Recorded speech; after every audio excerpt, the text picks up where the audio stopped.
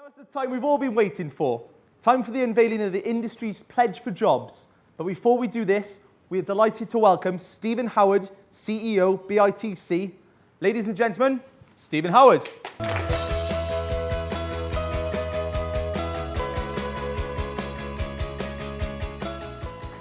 Well, thank you all. You know, in the last session, we were talking about how do you turn work experience into work inspiration? What is the power of apprenticeships? And also this thorny issue of youth employment and staring at some pretty horrifying statistics about youth unemployment. So we heard Patrick and Steve and Phil and others talking about 1 million young people in this country out of school and out of work. 25% of young people in the greater London area. Another statistic for you, if you focus in even a bit tighter and look at young black boys, 16 to 24, 56% out of school and out of work. That's a train wreck waiting to happen. And you can sometimes be paralyzed by those statistics. These problems are too big, too complicated, too political, maybe not mine. And where do you start? Well, it was 50 years ago today that President John Kennedy said this. He said, "By defining our goal more clearly, by making it seem more manageable and less remote, we can help all people see it, to draw hope from it, and to move irresistibly towards it." We're going to talk about some pledges that your industry is making here, powerful, exciting pledges. My day job, I'm Chief Executive of Business in the Community. Many of you in this room work with us, and thank you for that. Prior to that, I spent most of my working life managing global companies. I've been in your shoes. I've tried to take these thorny issues and make them applicable into my business model. And I know this stuff isn't easy. It doesn't come naturally. It requires really quite powerful leadership. The whole ethos behind the business and the community movement is to gather like-minded businesses, a lot of like-minded businesses, around the idea of what does it mean to be a responsible business. And that, in our language, isn't about philanthropy. Nothing wrong with philanthropy, that's a good thing. But we're talking about how companies make their money, not how they spend their money. And you heard that in the speakers today. How they treat the planet, how they manage complex and increasingly global supply chains and product development pipelines, how they create inclusive, healthy, and engaged workforces, but also how they engage in the communities in which they live and work around key issues around education, around employment, around enterprise and culture, the very things that are at the heart of the conversations that you've been having today.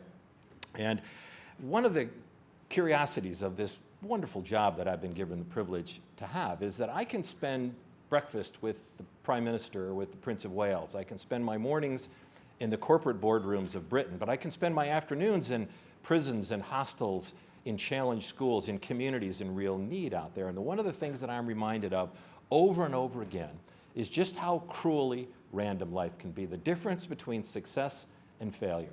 And I see so many people on both sides of that line who have maybe missed their opportunity by a hair, by a breath, by a teacher or a coach or a mentor or a chance, or by you.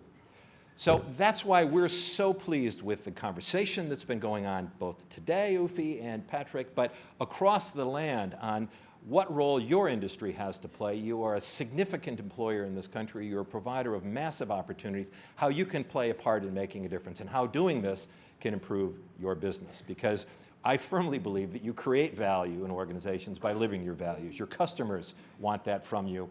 And if you can show them how you can do that, you will add more value to the businesses that you operate.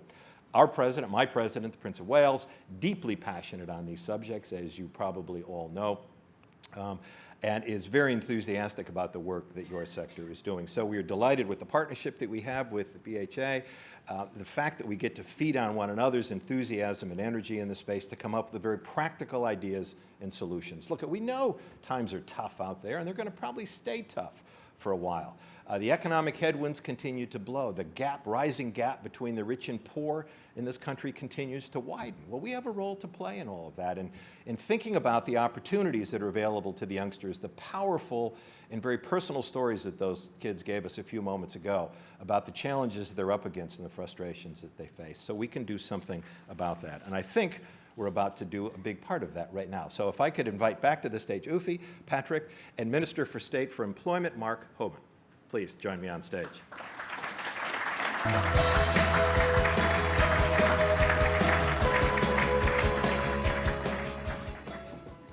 And we are delighted now, a little bit of excitement, please, a little bit of anticipation, to unveil the pledges that you have made throughout this process. So, if we could roll the tape, please.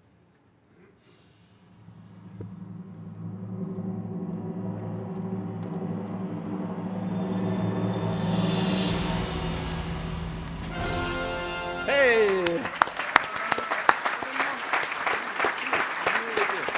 31,092. So,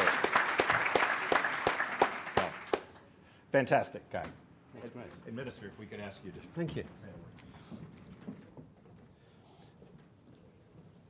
Stephen, thank you very much, and thank you for inviting me along here to unveil this pledge this afternoon. I think this is a tremendous achievement for the sector, and it does just demonstrate actually how employers coming together can create real opportunities for young people. I just want to say a big thank you to Patrick, because actually Patrick's led this initiative. What he's also done is done a bit of show and tell, as my nieces and nephews will tell me about their experience at school. He hasn't just talked about it, he's actually done it. And I know from meeting Patrick and his team at Premier Inns, and actually going out there and opening one or two Premier Inns and meeting your staff, the people you've given opportunity to, it's not just talk, it's actually about action as well. So Patrick, a big thank you from me to you and your team for delivering these pledges.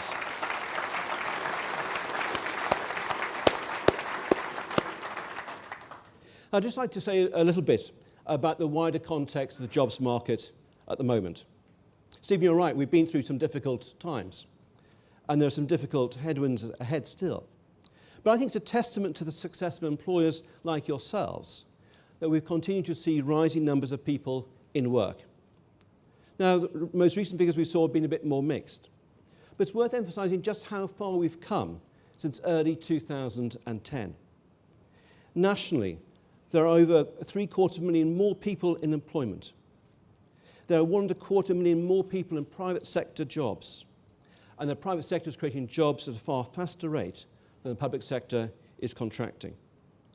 And there are far fewer people claiming the main welfare benefits, down by 250,000 since May 2010. The numbers of people claiming job seekers allowance continue to fall, driven particularly, actually, by an improving situation for young people. The number of 18 to 24-year-olds claiming job seekers allowance has fallen each of the last 11 months. Now, that's good news, but you and I know we can't afford to be complacent. Youth unemployment is a difficult and long-term issue, with the rate of youth unemployment remaining stubbornly high for the last 5 years or so. Between 2008 and 2010, it went up from below 700,000 to almost 9,500. So what have we done to tackle this stubborn problem? Well, when we talk to young people and employers, it's clear that one of the simplest but biggest barriers to employment is actually lack of work experience. It's a catch-22. You can't get a job without experience, but you can't get work experience without a job.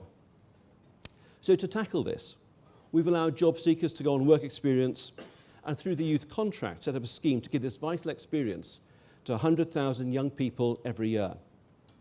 And we know it's working, because independent research has shown that you're far more likely to come off benefits afterwards if you've taken part in work experience. And of course, like so much that we do, we can only do it in partnership. We work with employers who will take these young people into a workplace for up to 8 weeks and give them an opportunity to prove themselves. Now, this isn't just good news for young people. It's good news for employers as well. Taking on a young person with work experience gives you an opportunity perhaps to say, try before you buy. It gives you 8 weeks to see how a young person might fit into your organisation, to see their aptitude and attitude for work, not just their CV or their qualifications. And I'm delighted to see so many organisations here today who have excellent partnership arrangements with Job Centre Plus, delivering work experience, apprenticeships, and much more. And there's some great examples of partnership working across the country. For instance, we recently ran a 2-week intensive hospitality initiative in Scotland.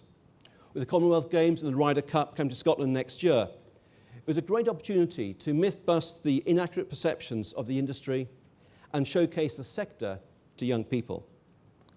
In collaboration with the BHA, Job Centre Plus worked very closely with many national and local hospitality employers, some of whom are here today. Over a 2-week period in March, across all parts of Scotland, over 1,000 opportunities were arranged for young people. This included employer taster sessions, work experience, mock interviews, and CV workshops. A number of the employers were so impressed by what they saw, they actually made job offers to the young people that were referred to them straight away. But also, I think, crucially acted as a trigger for young people to widen their job search, to open their eyes to the many roles that there are in the hospitality sector, and to look at careers that they had never previously considered. And I think this is a great example of the work that we can all do together. But we do need to do more. And I would urge you to work with my team in Job Centre Plus. They will give you a national single point of contact, or set up local recruitment arrangements, support you with work experience, broker bespoke training, and help you bring the right people to your organisation. Now, with Job Centre Plus taking on over 10,000 vacancies every day, it's clear to me that the jobs are out there. But we need to ensure that people who are looking for work actually have the skills that employers want. Now, over half of all JSA claimants have qualifications below level 2, and many have none at all. And whilst I think they have no less potential to give great customer service, people with no skills or low skills are less attractive to employers. They find it harder to increase their earnings through progression and tend to be the first to be laid off. But the right training can help increase someone's chances of finding a job, staying in work, and progressing in a career. Indeed, under universal credit, skills will become more important as progression through learning new skills will play a key part in moving people up the earnings ladder. So creating new opportunities for work and skills development is absolutely vital. I've been working with a number of sectors to see how we can do this for young people. And I'm pleased that the government is working closely with People First, the National Skills Academy for Hospitality and Tourism Industries, boosting the number of apprenticeships available, as well as increasing the number of other courses teaching hospitality skills. This will all help to ensure that consistently higher standards are delivered for your industry. And Jill MacDonald was saying earlier on she wants government to work more closely together. Well, I can tell you this, when it comes to tackling the skills needs of our young people, the Department of Work and Pensions, BEARS and the Department for Education are working very closely together to make sure we have the skills that young people need and the skills that businesses need to enable to grow in the future. I think it's absolutely fantastic to see this pledge unveiled today, demonstrating actually across your sector you're capable of working together to produce an astonishing number of work opportunities for young people, 31,000. What we want to do in government is to make sure we support your work, not just through Job Centre Plus, not just through the work we're doing on apprenticeships and traineeships, but also ensuring that we have a benefit system that encourages people into work to take the opportunities that you offer them. But at the heart of everything we do, it is that partnership between the young people we're trying to help, government, and particularly you employers. Because actually without your support, we will not achieve our goal of tackling youth unemployment. We won't be able to help Britain compete in the global race and help young people achieve their aspiration, looking after themselves and their families. Thank you very much.